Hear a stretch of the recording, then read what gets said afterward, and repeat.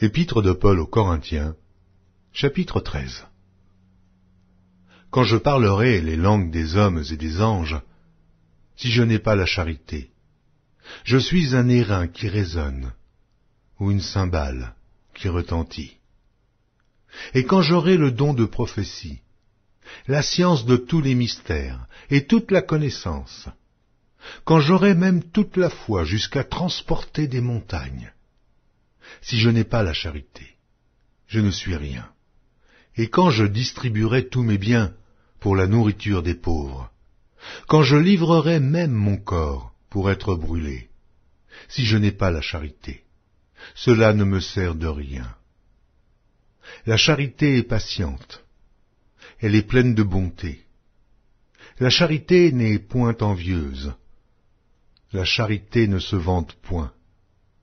Elle ne s'enfle point d'orgueil. Elle ne fait rien de malhonnête.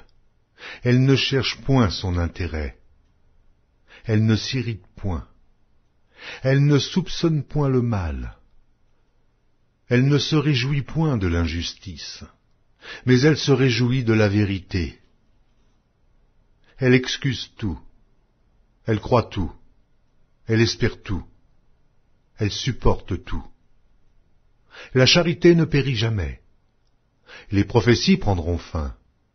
Les langues cesseront. La connaissance disparaîtra. Car nous connaissons en partie et nous prophétisons en partie. Mais quand ce qui est parfait sera venu, ce qui est partiel disparaîtra. Lorsque j'étais enfant, je parlais comme un enfant. Je pensais comme un enfant. Je raisonnais comme un enfant.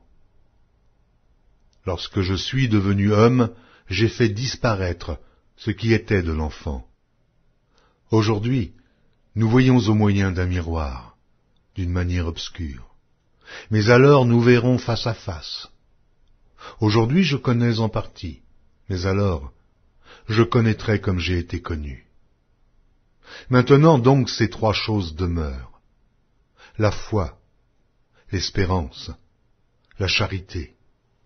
Mais la plus grande de ces choses, c'est la charité.